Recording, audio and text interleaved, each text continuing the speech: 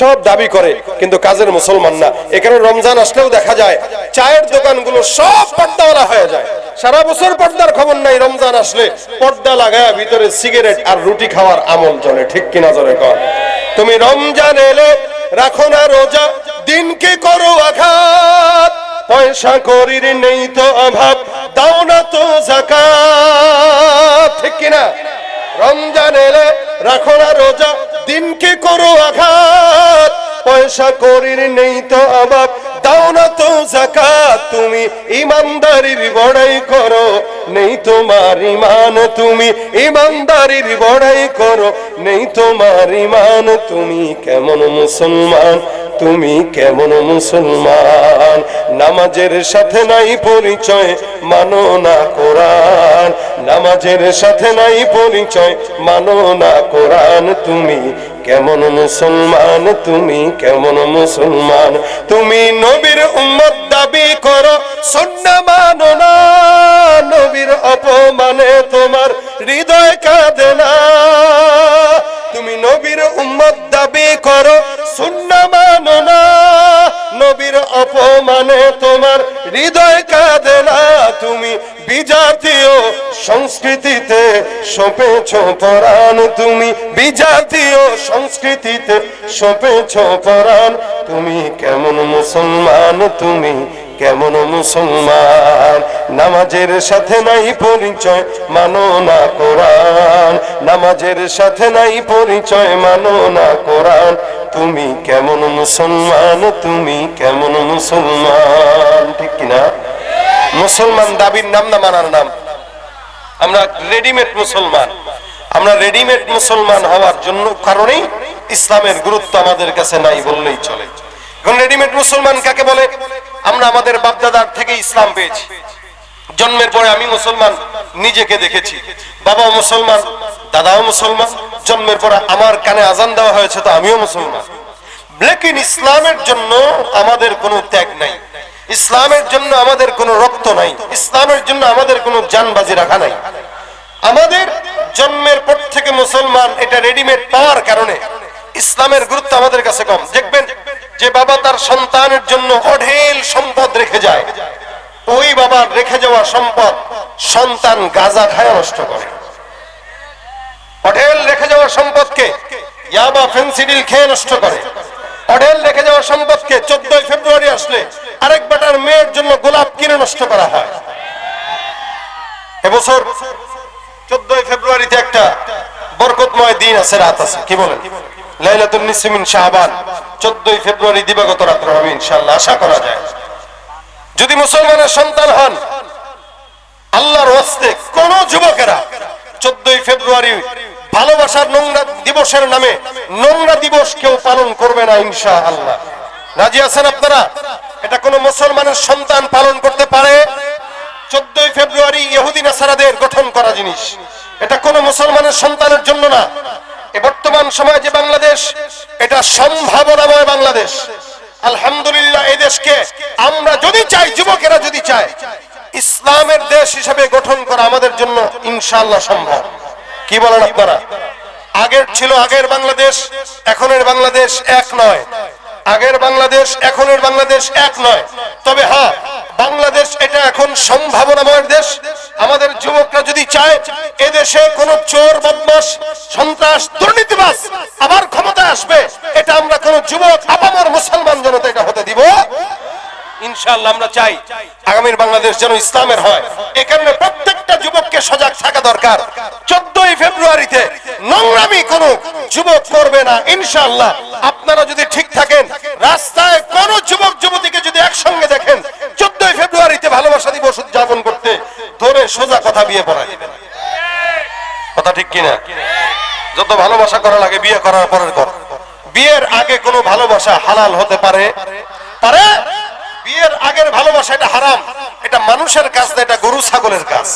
এখানে 14 ফেব্রুয়ারিতে গাছের নিচে, পার্কের বেঞ্চিতে অথবা অন্য কোনো জায়গায় ভালোবাসা দিবস নামে নোংরামি যাকে করতে দেখবেন, কাজী ডাক দিয়া 2 জন সাক্ষী রেখে বিয়ে পড়ায় দিবেন, যা ভালো থাক। কথা কি বুঝতে পারছেন? একমত আপনারা?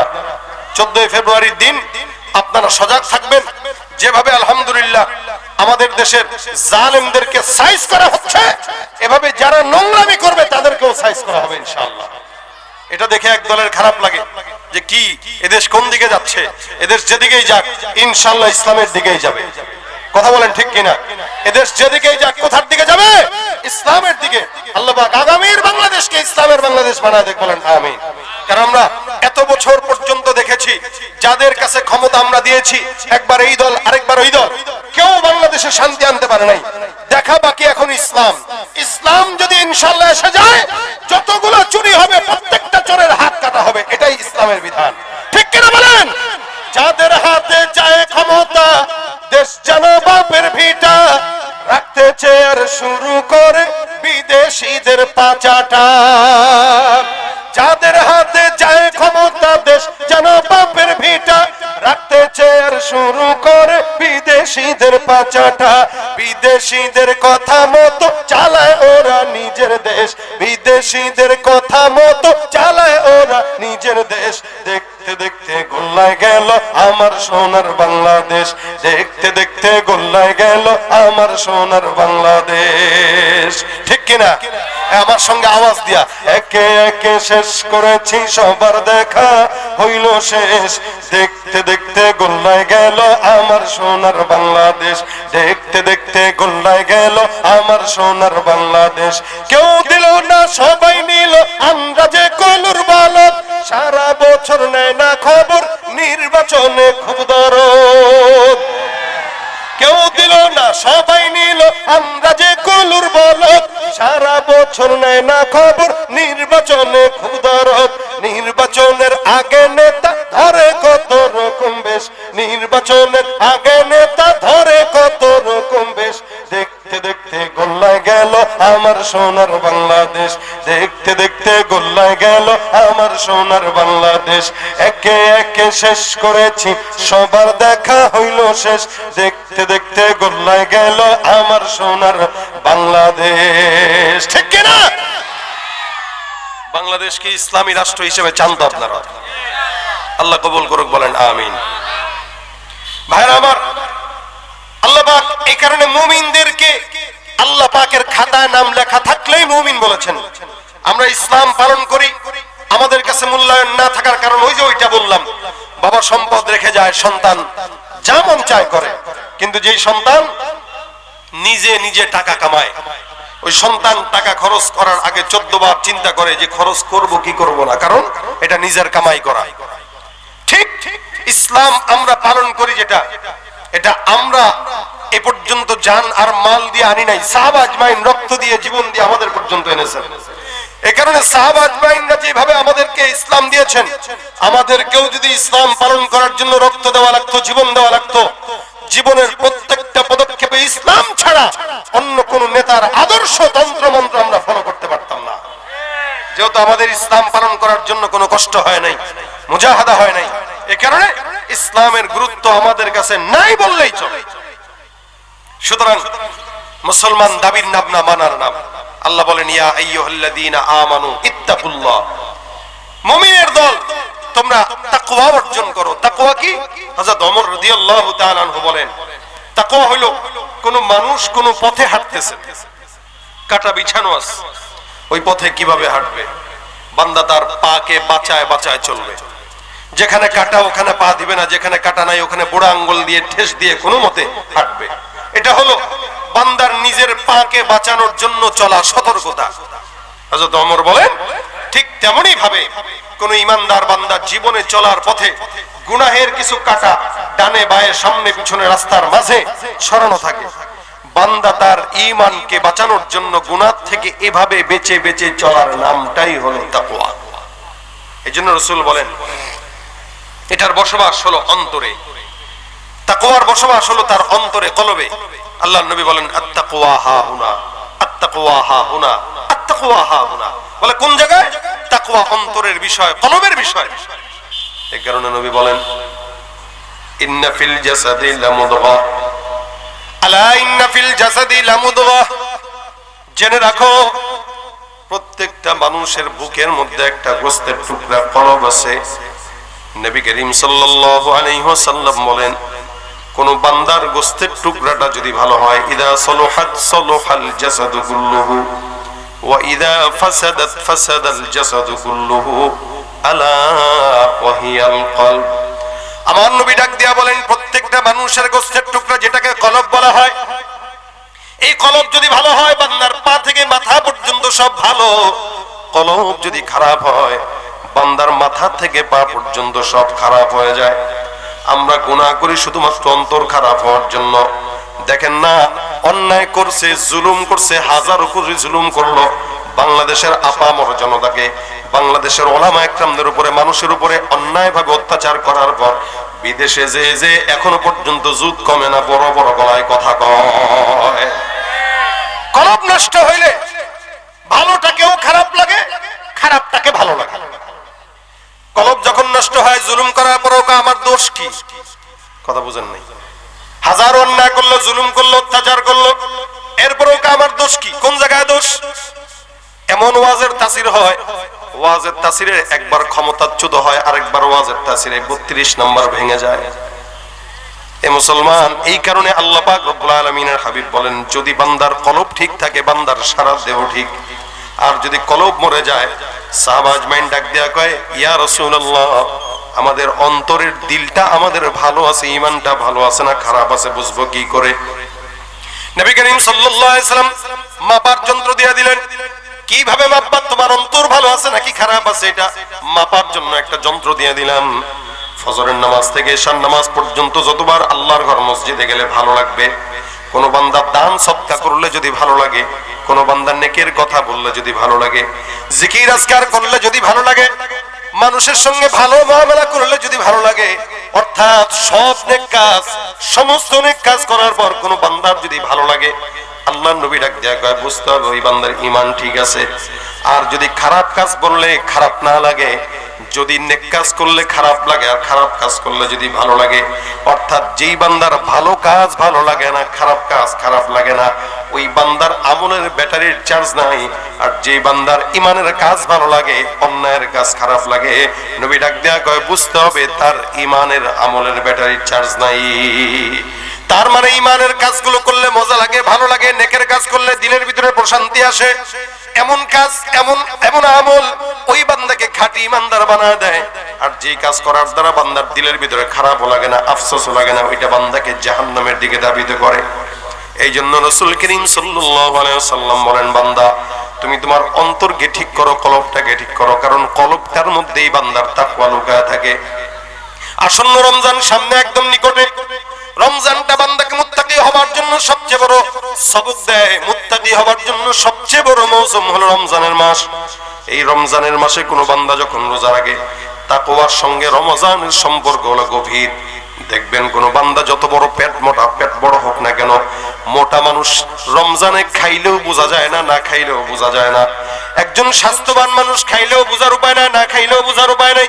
কিন্তু এই লোকটাও যখন রমজানে রোজা রাখে, সারাদিন না খাওয়া, কেউ যদি তাকে মাশওয়ারা দেয়, ভাই গোপনে তুমি ওই গোসলখানায় যে অথবা কোনো জায়গায় যে পানি একটু পান করে আসো, কেউ তো দেখবে না। দেখবেন ওই লোকটাও কোনোদিন আল্লাহর ভয়ে এক ঢোক পানিও রমজানের রোজা রাখা অবস্থায় খায় না। তাকে যদি আপনি বুদ্ধি দেন, ভাই সকালবেলা সকাল ফজরের নামাজের পরে সবাই ঘুমায়, তুমি সাহরি করতে পারো না, রোজা রাখতে কষ্ট হবে, সবাই যখন ঘুমাবে রান্নাঘর থেকে খাবার গ্রহণ করে তুমি একটু খেয়ে নিও। মনে করেন তো যত বড় বেঈমান হোক না কেন, রোজা রাখার পর কোন বান্দা কি গোপনে খায় নাকি খায় না? খায়? খায় না। কেন খায় না? বলে কেউ না দেখলেও দেখেন কে? আল্লাহ। পানি যদি আমি এই জায়গায় গিলি, আমার আল্লাহ দেখেন। আমি যদি গোপনে কোনো ভাত খাই, দেখবেন আমার আল্লাহ। যা কিছু করি না কেন, রমজান মাসটা বান্দার অন্তরের দিলের ভিতরে এটা থাকে। রোজা রাখা হালতে দুনিয়ার কোনো মানুষ না জানলেও আল্লাহ তো জানতেছে। যার কারণে পানি খাওয়ার সুযোগ থাকলেও বান্দা খায় না, যার কারণে খাবার খাওয়ার সুযোগ থাকলেও বান্দা খায় না। আমার আল্লাহ বলেন, রমজানটা যুগে যুগে রোজাটা আমি আল্লাহ প্রত্যেকটা নবীর উম্মতদেরকে দান করেছি শুধুমাত্র এই কারণে, যাতে করে দুনিয়ার মানুষরা আল্লাহর দরবারে মুত্তাকির নাম লেখায় নিতে পারে। এই কারণে আমার আল্লাহ পাক রব্বুল আলামিন বলে, বান্দা রমজানটাকে আমি তোমাদেরকে দিলাম মুত্তাকি হবার জন্য। রমজান আসতেছে, সামনে রমজানের ভিতরে মুত্তাকি হওয়ার জন্য চেষ্টা করা। তাকওয়াবান মানুষদেরকে আল্লাহ পাক পছন্দ করেন। এই কারণে আল্লাহ বলেন, ঈমানদাররা তোমরা মুত্তাকি হয়ে যাও। রমজানে রোজা রাখা অবস্থায় এমন এমন কাজ না করা যে কাজটা গুনাহের শামিল হয়। অনেক বান্দারা আছে রমজানে রোজাও রাখে, আবার রোজা রাখা হালতে গীবত করে, শিকায়ত করে, চাঁদাবাজিও করে, ঘুষও খায়, দুর্নীতিও করে। আমাদের দেশে এরকম মুসলমান আছে যারা নামাজ পড়ার পর মসজিদ থেকে বের হইলেও সিগারেট ধরাইতে দেরি করে না, নামাজ পড়ে মসজিদ থেকে বের হইলেও ঘুষের টাকা নিতে দ্বিধা করে না। কয়েকদিন আগে সংবাদ মাধ্যমে দেখেছিলাম এক আল্লাহর বান্দা ঘুষের টাকা খাচ্ছিল আর বলতেছে, ভাই গুনে খান, গুনে নামাজ সুন্নাত। ঘুষের টাকা খায় আর কয় গুনে নামাজ সুন্নাত। এই হলো আমাদের ঈমান।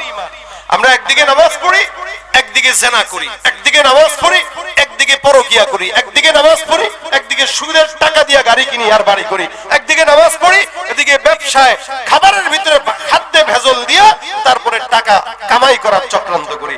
এই রমজান আসলে দেখবেন কত প্রকার ধান্দাবাজ ব্যবসায়ী এই সমাজে আনাগোনা করবে। 10 দিন আগের তেল দিয়া ভাজবে, 2 দিন আগের পেঁয়াজ গরম করে ভাজবে, 5 টাকার জিনিস নিবে 10 টাকা 20 টাকা। সব ধান্দাবাজ রমজানে। সারা বছর দাম কম, তেলের দাম, চাউলের দাম কম, রমজান আসলে দাম বাড়ায় দেয়, যেন রমজানটা ধান্দার মাস। বিশ্বের অন্যান্য সব রাষ্ট্রে রোজাদার হালত থাকা অবস্থায় রমজানে রোজাদারদের উপরে মানুষ সহজ করে, আর বাংলাদেশ এমন একটা দেশ যেই দেশে রমজান আসলে কিভাবে ধান্দাবাজি বাড়ানো যায় এই ফিকির করে কিছু বেঈমানেরা। এরাও নিজেকে মুমিন বলে, এজন্য খাদ্যে ভেজাল দেয়। জিনিসপত্রের দাম 5 টাকা থাকলে 10 টাকা বাড়ায় দেয়, সোলার দাম 100 টাকা থাকলে 200 টাকা বাড়ায় দেয়, ডাউলের দাম 100 টাকা থাকলে 500 টাকা বাড়ায় দেয়। এই যে কাজগুলো রমজানে করে, এটা বাঙালিদেরকেই দেখা যায়, অন্য দেশে দেখা যায় না। রোজা রাখা হালতে আমরা রমজানে রোজাও রাখি, আবার গুনাও করি। কিভাবে? 4-5 জন মিলে বসলো রমজানে রোজা রাখা অবস্থায়, রমজানের রোজাও রাখলো, আবার 10 জন মিলে বসে বসে আরেকজনের গীবত শিকায়ত করলো। রমজানে রোজাও রাখলো, হারাম খাইলো, রমজানে রোজাও রাখলো, সুদের টাকাও খাইলো। কোন বান্দা রমজান মাসে রোজা রাখা অবস্থায় হাজারো গুনাহ করবে আর রোজা রাখবে, আল্লাহর কসম বান্দার রোজাটা আল্লাহর দরবারে কবুল হবে না। এই জন্য পরিপূর্ণ মুত্তাকি হবার জন্য রমজান মাসটাকে নিজেকে সুন্দর করে সেজে ঢালানো উচিত। আর মাত্র অল্প কয়েকদিন বাকি, এখন থেকে প্রস্তুতি গ্রহণ করা। আগে এক সময় আমরা দেখতাম রমজান আসলে পোস্টার ছাপানো হইতো। পোস্টার কি? রমজানের পবিত্রতা বজায় রাখুন, দিনের বেলা পানাহার থেকে বেঁচে থাকুন, ওই এই থেকে বেঁচে থাকুন, খাদ্য ভেজাল থেকে বেঁচে থাকুন। এখন আর দেখিও না, এগুলা টাঙায়ও না, দেখিও না। রমজান যে আসতেছে আমাদের ভিতরে কোনো অনুভূতিই নাই, বাস আমরা যেমনে মন চায় এমনি চলতেছি। এখনো মারামারি, হানাহানি, চুরি চামারি, সন্ত্রাসী যা আছে সব চলতেছে, কিন্তু রমজান সামনে। নবী করিম সাল্লাল্লাহু আলাইহি ওয়াসাল্লাম ডাক দিয়া বলেন, রমজান মাসে কোন বান্দা যদি রোজা রাখে, সুসংবাদ দেয়, রমজানে হালতে কোন বান্দা যদি রমজানের রোজা রাখে পরিপূর্ণ, আল্লাহর নবী বলেন রোজাদার বান্দাদেরকে কিয়ামতের ময়দানে আল্লাহ পাক রব্বুল আলামিন ডাকবেন। সব রোজাদারকে আল্লাহ পাক রব্বুল আলামিন ডাক দিয়ে একটা গেট সাজায় রাখবেন, যে গেটের নাম রাইয়ান। রাসূল করিম সাল্লাল্লাহু আলাইহি ওয়াসাল্লাম বলেন রমজানের সমস্ত রোজাদার বান্দাদেরকে আল্লাহ পাক রব্বুল আলামিন জান্নাতে যখন ঢুকাবেন, আলাদাভাবে রাইয়ান দরজা দিয়ে আল্লাহ পাক রব্বুল আলামিন প্রবেশ করাবেন, যাতে সমস্ত বান্দারা দেখে আর বুঝে এই বান্দাটা রোজাদার, যার কারণে আলাদা গেট সাজায় তাকে সম্মাননা দেওয়া হলো। আমার পয়গম্বর ডাক দিয়া কয়, রমজানটা আল্লাহ পাক রব্বুল আলামিনের মাস। এই মাসে কোন ইমানদার বান্দা যখন রোজা রাখবে, আল্লাহ পাক রব্বুল আলামিন বলেন বান্দার রমজানের প্রতিদান আমি আল্লাহ আমার নিজের কুদরতের হাতে বান্দাকে সরাসরি দান করব। সুবহানাল্লাহ। শুধুমাত্র রোজাদারদের জন্য এত ফজিলত। আল্লাহ পাক রব্বুল আলামিনের হাবিব বলেন রোজার মাস পাওয়ার পর কোন বান্দা যদি নিজের গুনাহকে মাফ না করাইতে পারে, কতটা আফসোসের বিষয়। জিবরাইল আমিন বদদোয়া করেছেন, নবী মেম্বারে উঠতেছেন, আমিন বললেন। সাহাবা আজমাইন ডাক দিয়া কয়, ইয়া রাসূলুল্লাহ, মেম্বারে পা দেওয়ার পর আমিন বলার কারণটা জানতে চাই। নবী আমার ডাক দিয়া কয়, আল্লাহর ফেরেশতা জিবরাইল আমিন বলেছেন কোন বান্দা রমজান পাওয়ার পর যদি সে নিজের গুনাহ মাফ না করাইতে পারে, মুত্তাকি না হতে পারে, ওই বান্দার ধ্বংস হোক। আল্লাহর ফেরেশতা জিবরাইল বদদোয়া করলেন আর আমি পয়গম্বর আমিন বললাম। তার মানে রমজান পাওয়ার পর কেউ যদি গুনাহ মাফ না করাইতে পারে, তাকওয়াবান না হতে পারে, ওই ব্যক্তির জন্য বদদোয়া করেছেন আমার পয়গম্বর। এই জন্য এখন থেকে প্রস্তুতি গ্রহণ করা, রমজানে সারা বছর যেমনে তেমনে চলি, ওটা চলে যাক, কিন্তু অন্তত রমজান মাসে যেন কোনো গুনাহ আমরা না করি। একটা সময়সূচি করা দরকার, সময়সূচি। আমি নিয়ত করছি, আপনারাও নিয়ত করবেন রমজানে অন্তত একটা সময়সূচি বের করব, কিভাবে রমজানটা আমরা পরিচালনা করব, কিভাবে রমজানটা আমরা কাটাবো, এই নিয়ে সময়সূচি করা যায় সুন্দর করে। যখন নাকি সাহারির সময় চলে আসবে, সাহারি করবেন, করার পরে ফজর নামাজটা জামাতের সঙ্গে আদায় করলেন, জামাতের সঙ্গে আদায় করার পরে ফজরের পরে একটু ঘুমাইলেন, ঘুম থেকে উঠে নিজের কার্যক্রমে চলে গেলেন, জোহরের আগে বা পরে একটু সময় যদি হয় বাস এক পারা তেলাওয়াত করে নিলেন। আবার অফিস আদালত শেষ হয়ে গেলে আসরের নামাজ জামাতে পরে বাসায় তো চলে গেলেনই, আসরের পরে সুন্দর করে বিবির সাথে মায়ের সাথে রমজানের ইফতারি বানানোর কাজে সহযোগিতা করেন, এটা সওয়াবের কাজ। বিবিরা একা একাই করে, বাস করতে করতে ইফতারির সময় হয়ে যায়, স্বামীদের সামনে ইফতার নিয়ে বসে, কিন্তু বিবি নিজে ইফতারি মুখে দেওয়ার সুযোগ পায় না। এজন্য আপনি আপনার বিবির সঙ্গে মায়ের সঙ্গে ইফতারের আইটেম বানানোর জন্য একটু সহযোগিতা করেন, এটা সওয়াব। ইফতার হয়ে গেল, ইফতারের আইটেম রেডি হয়ে গেল, এবার ইফতারটা সামনে নিয়ে ঘরের সমস্ত মানুষগুলো একসঙ্গে হয়ে আল্লাহর দরবারে একটু মোনাজাতে বসার জন্য বসে যান। আল্লাহর নবী বলেন, কোন বান্দা যখন রমজান ইফতার সামনে নিয়ে আল্লাহর দরবারে দোয়া করে, আমার আল্লাহ পাক রব্বুল আলামিন বান্দার সব দোয়া কবুল করে নেয়। সুবহানাল্লাহ। আমাদের তো বাংলাদেশে এখন ইফতার মাহফিলের আয়োজন হয়, ইফতার মাহফিলের আইটেমের নামে, আয়োজনের নামে বিশাল বড় সমাবেশ দেয়, মঞ্চ তৈরি করে, আবার শত শত লোক দাওয়াত দেয়, নেতারা রাজনৈতিক বক্তব্য দেয়, দিতে দিতে দিতে দিতে আজান হয়ে যায়, অবশেষে ইমাম সাহেব বলে আজান দিয়ে দিছে, আমরা একটু সবাই হাত তুলি মোনাজাত করি। এদিক দিয়ে ইফতার আইটেম হয়ে গেছে, রেডি হয়ে গেছে, টাইম হয়ে গেছে, সে এবার মোনাজাত করতেছে, বাস সুন্নাত মোতাবেক ইফতার থেকে মাহরুম হয়ে যায় এই ইফতার মাহফিলের আয়োজনের নামে। অথচ রাসূল সাল্লাল্লাহু আলাইহি ওয়াসাল্লাম বলেন, ইফতারের সময় রমজানে আগে আগে ইফতার গ্রহণ করো, আজান হয়ে গেছে, টাইম হয়ে গেছে, সাথে সাথে ইফতার গ্রহণ করো। এই ইফতার আইটেমের নামে আর ইফতার মাহফিলগুলোতে অধিকাংশ যায় যারা, এরা সব বেরোজগার, একটাও রোজা রাখে না ঠিক মতো। আমাদের এলাকায় মসজিদগুলোতেও রমজান মাসে ইফতারের আয়োজন করা হয়, দেখবেন অধিকাংশ মসজিদে যেগুলো ইফতারের জন্য লাইন ধরে এগুলো সবগুলো বেরোজগার, রোজা রাখে না। এই 100 জন যদি বসে, 100 জনের ভিতরে 50 জন বেরোজগার আর 50 জন কোনো মতে রোজা রাখে। জিজ্ঞাসা করবেন, কিরে রোজা রাখোস নাই? ইফতার করতে আসছি, ভাই রোজা না রেখে এক অন্যায় করলাম, ইফতার না করেও যদি আরেক অন্যায় করি তাহলে কেমনে? এই কারণে ইফতারের সুন্নতটা পালন করতে আসলাম। তা রোজা প্রত্যেকটা মানুষের জন্য 30টাই রাখা, রমজান মাসের সবগুলো রোজা রাখা সুন্নত, নফল না ফরজ? ফরজ। প্রত্যেকটা মানুষের উপরে ইসলামের ভিত্তি 5টি, কালেমা, নামাজ, রোজা। এই রোজাটা আমাদের সবার জন্য ফরজ, এটা না রাখলো তো বান্দা গুনাহগার হইল। এমন কি আল্লাহ পাক রব্বুল আলামিনের হাবিব বলেন, ওর ধ্বংসের বদদোয়া আল্লাহর ফেরেশতা জিবরাইল করে গেছেন। তা আমরা রমজানের রোজা রাখবো 30টাই, কম না, 30টাই রাখবো। কিন্তু রোজা রাখে অনেক ভাই, কিন্তু রোজা রাখা অবস্থাতেও মিথ্যা বলা ছাড়তে পারে না। রোজা রাখছে ঠিকই, মানুষের সঙ্গে ধোঁকাবাজি ছাড়তে পারে না। রোজা রাখছে ঠিকই, ফল ফলা দিতে ওই কি দেয় 2 নম্বরে জিনিস ছাড়তে পারে না। ব্যবসায় ওজনে কম দেওয়া ছাড়তে পারে না। সারা বছরের গুনাহ বাস ওটা ছাড়ে না। এই কারণে রোজার মাসে রোজা রাখা হালতে প্রত্যেকদিন আমরা মুহাসাবা করব, যাতে করে আমার গুনাহগুলো না হয়। একটা করে গুনাহ যদি কমায় দিতে পারি, রমজানের রোজাগুলো আমাদের পবিত্রতম হয়ে যাবে ইনশাআল্লাহ। রোজা রাখা অবস্থায় আমাদের আকাবির সালফে সালেহিনরা বাইরে যেতেন কম, ঘুরতেন কম, আড্ডা দিতেন কম। কেন? যে আড্ডা দিলেই তো গীবত হয়, আড্ডা দিলেই শিকায়াত হয়। আমরা অনেক সময় 5-6 জন একসঙ্গে হইলেই গীবত শিকায়াত শুরু করি। আরে এ তো এমন, ও তো এরকম, সে তো এই, ও তো এই, তারা তো চিনি। আরে ও কি করছে জানেন? এলাকার মেম্বার কি করলো, চেয়ারম্যান কি করলো, ইমাম কি করলো, মাদ্রাসার মুহতামিম কি করলো, মুয়াজ্জিন কি করলো, খতিব কি করলো। খালি মানুষের দোষ আর দোষ, অথচ নিজের নিচে তলায় দোষের অভাব নাই, ওদিকে নজর দেওয়ারও সময় নেই। এই জন্য রমজানে একসঙ্গে 5 জন হয়ে 6 জন হয়ে বসে বসে কেউ কারো গীবত শিকায়াতে মগ্ন থাকবো না। কেন? গীবত বান্দার রোজাকে নষ্ট করে দেয়, আমল নষ্ট করে দেয়। রাসূলের জামানায় 2 জন মহিলা রোজা রাখা হালতে তারা কথা বলতে বলতে হঠাৎ করে তাদের পানির পিপাসা চলে আসলো। ডাক দিয়া বলতেছে, পানির পিপাসা যেহেতু আসছে, এই পানির পিপাসা আসলে কি করব? রোজা কি ভাঙবো নাকি রাখবো? সাহাবী নবীর কাছে যায়, ডাক দিয়া কয়, ইয়া রাসূলুল্লাহ, 2 জন মহিলা রোজা রাখা হালতে এমন অবস্থা হয়ে গেছে, পানির পিপাসায় কাতরায়, এদের হালতটা মরণ পর্যায়ে চলে গেছে। এরা কি রোজা রাখবে নাকি ভাঙবে? পয়গম্বর আপনি বলেন। নবী ডাক দেয়া কয়, নিশ্চিত রমজানের রোজা রাখা অবস্থায় যেহেতু তাদের পানির পিপাসা লাগলো, তার মানে এই 2 জন মহিলা মনে হয় গোশত খেয়েছে। সাহাবী ডাক দিয়া বলেন, না না, গোশত খায় নাই। নবী ডাক দিয়া কয়, গোশত যেহেতু খায় নাই, গোশত ভক্ষণ করার কারণে মানুষের পানির পিপাসা বেশি লাগে। এই দুইজন আল্লাহর বান্দি পানির পিপাসা লাগলো, গোশত খায় নাই, এটা হতে পারে না। এরা নিশ্চিত মনে হয় গোশত ভক্ষণ করার কারণে পানির পিপাসা লাগলো। যাও যাও, এদেরকে আমি পয়গম্বরের দরবারে নিয়ে আসো। দুইজন মহিলাকে ডাক দিয়া আল্লাহর নবীর কাছে হাজির করা হয়। নবী তাদেরকে জিজ্ঞাসা করলেন, তোমরা কি গোশত খাইলা?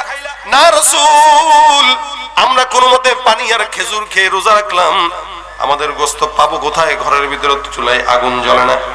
নবী আমার ডাক দেয়া কয়, গোশত না খাইলে পানির পিপাসা লাগার কোনো কথা না।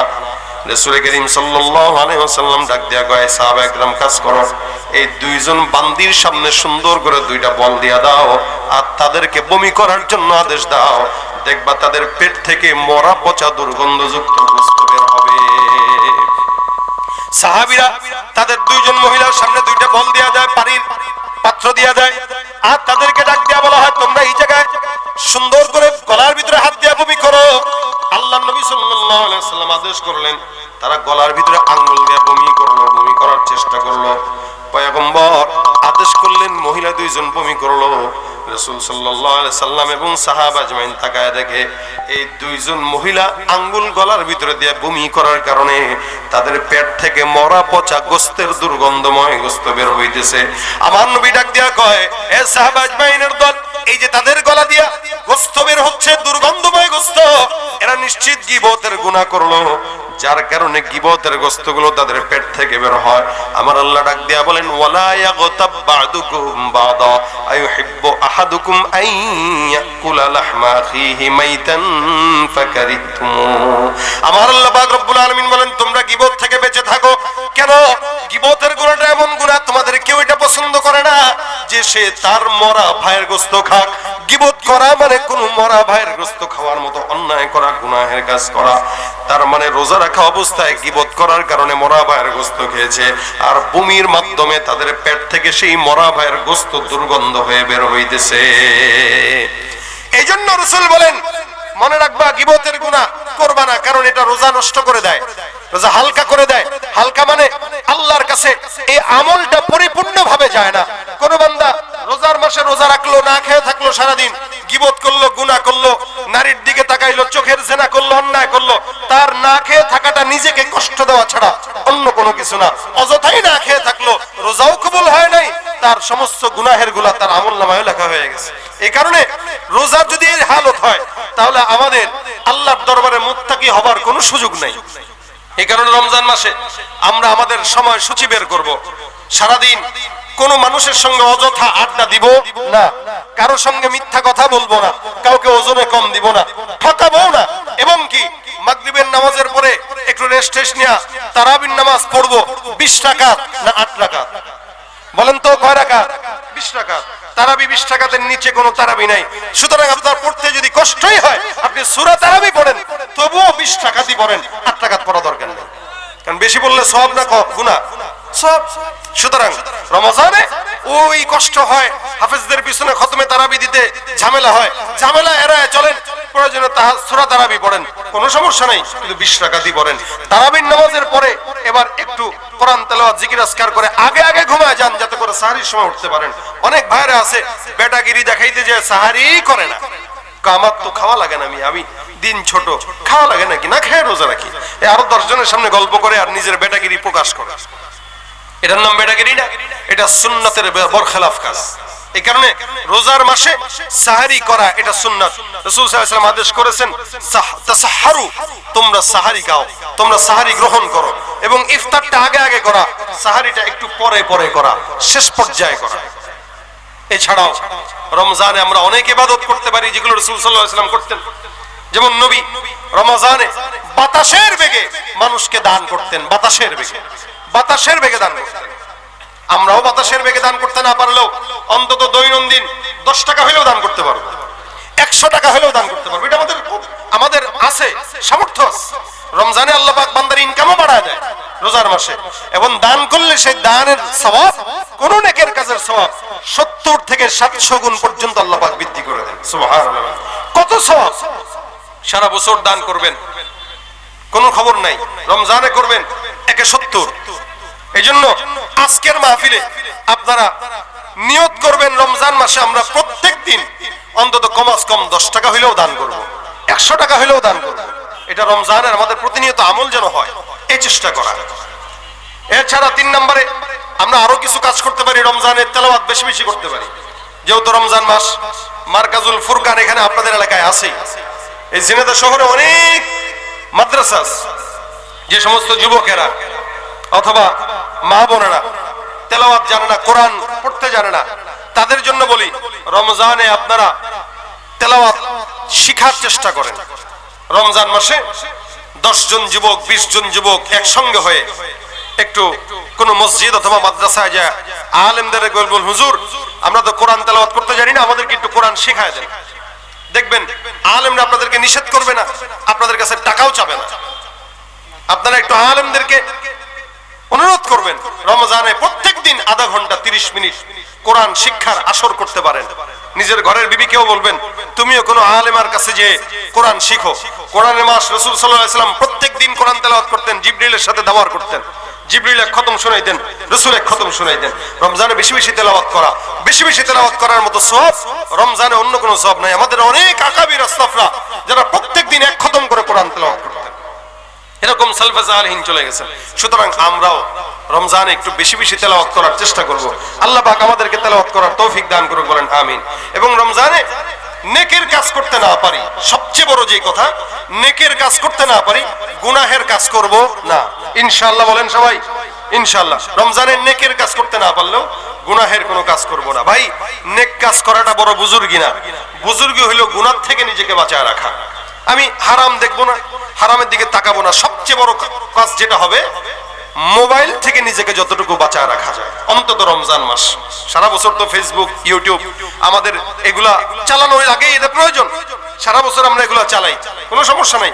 অন্তত রমজানে রোজা রাখা অবস্থায় মোবাইলের ফিতনা থেকে একটু নিজেকে বাঁচায় রাখলে দেখবেন অর্ধেক গুনাহ আপনার নাই, অধিকাংশ গুনাহই কমে গেছে। কারণ আমরা ফেসবুকে, মোবাইলে, ইউটিউবে ঢুকি, যে কোনো শর্ট ভিডিও বা অন্যান্য অ্যাড আমাদের চোখের সামনে আসে, নিজের অজান্তেই আমরা এগুলো দেখতে থাকি। রোজা রাখা হালতে আমাদের রোজাগুলো নষ্ট হয়ে যায়। এই কারণে রমজানে আমাদের অ্যান্ড্রয়েড সেট থেকে নিজেদের গুনাহকে বাঁচাবো, নিজেদেরকে বাঁচাবো, পরিবারকে বাঁচাবো। আল্লাহ পাক আমাদেরকে তৌফিক দান করুক, বলেন আমিন। এই রোজার মাসটাকে যদি পবিত্রতম ভাবে কাটাতে পারি, আশা করা যায় ইনশাআল্লাহ রমজানের পবিত্রতা রক্ষা করলে আল্লাহ পাক আমাদেরকে পরিপূর্ণ মুত্তাকি বানায় দিবেন।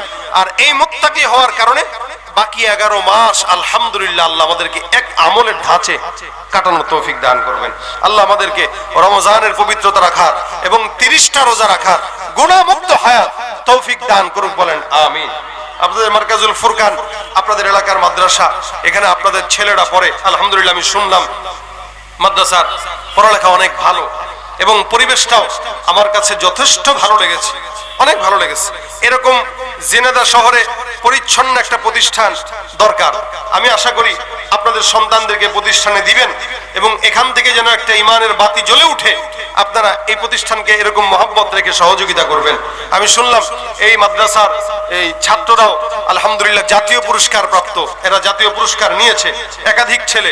এটা ভালো সংবাদ, আপনাদের জন্য সৌভাগ্যের বিষয়। আপনারা আপনাদের সন্তানদেরকে প্রতিষ্ঠানে দিবেন যাতে করে আপনার সন্তানটাও আজকে হাফেজ নাজমুস সাকিব আপনাদের এখানে আসবেন, চলে আসছেন আলহামদুলিল্লাহ, সে আসবে, তার মতো একজন হাফেজ নাজমুস সাকিব যেন আপনাদের এই মার্কাজুল ফুরকান থেকে বাংলাদেশের মান উঁচু করে যেন এখান থেকে জন্ম নিতে পারে। এটা আপনাদের চেষ্টা, আমাদের দোয়া থাকবে ইনশাআল্লাহ। আপনারা আপনাদের সন্তানদেরকে মার্কাজুল ফুরকানে দিবেন।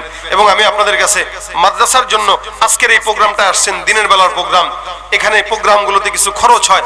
এখানের প্রোগ্রামগুলো হওয়ার কারণ হলো কি, মানুষ যেন কিছু কথা, দ্বীনের কিছু কথা শুনে আমল নিয়ে যেন যেতে পারে। এটা একটা দ্বীনি মজমা, বরকতি মজমা। এই বরকতি মজমায় বসলেও সওয়াব, এখানে যতক্ষণ থাকবেন হাফাতহুমুল মালাইকা নাযালাত আলাইহিমুস সাকিনা, আল্লাহ পাক চতুর্দিক থেকে রহমত বর্ষণ করবে, ফেরেশতাদেরকে দিয়ে জায়গাটা ঘেরাও করে রাখছেন। তার মানে এটা বরকতি জায়গা। এখানে যতক্ষণ বসা থাকবেন, যতক্ষণ থাকবেন, ততক্ষণ সওয়াব।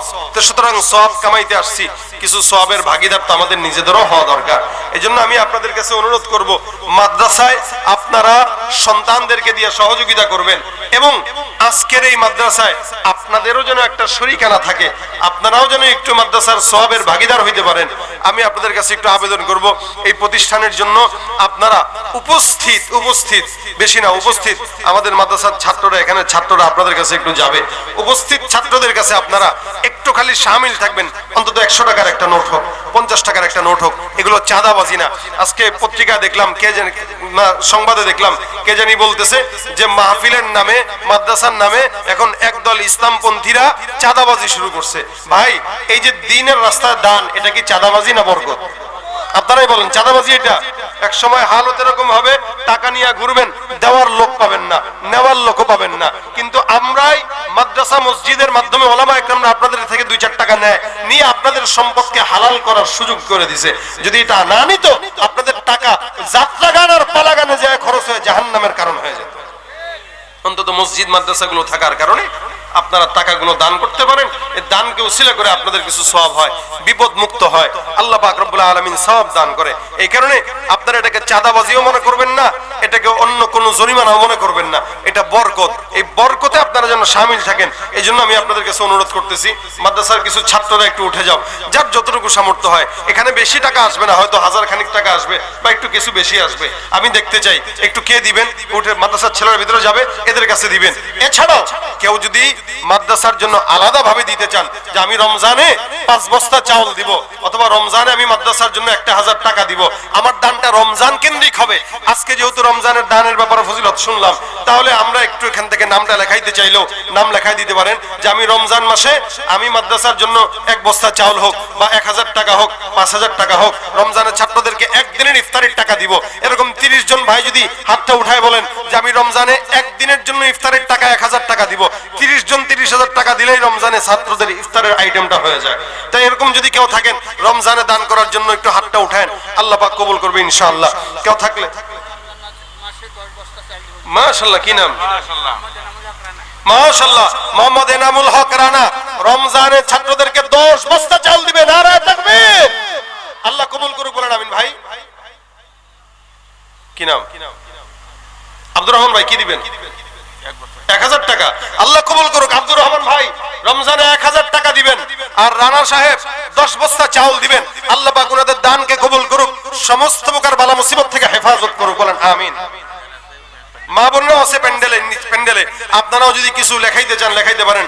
রমজানে দিবেন, যে রমজানের ছাত্ররা ইফতার করে, আপনারা তো ইফতার খাওয়ানি মানুষদেরকে, অন্তত এখানে ছাত্রদেরকে, তালিবুল ইলমদেরকে, হাফেজে কোরআনদেরকে রমজানে একবেলা ইফতার করার টাকা 1000 টাকা করে দিয়ে দিবেন।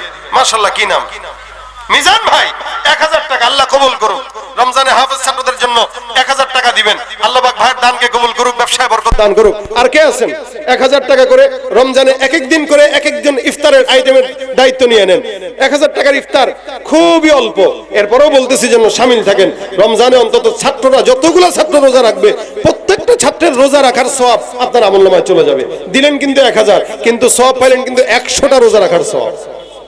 কে আছে না রমজানে ছাত্রদের জন্য দিবেন? ইনশাআল্লাহ আল্লাহ কবুল করবে। আর কেউ আছেন? অন্তত 5 জন হাত তুলেন। মা বোনরা যদি কেউ পিছনে থাকেন, তারাও একটু হাতটা তুলেন। কে আছেন দিবেন রমজানে? কি নাম ভাই? আসলিম হোসেন ভাই 1000 টাকা।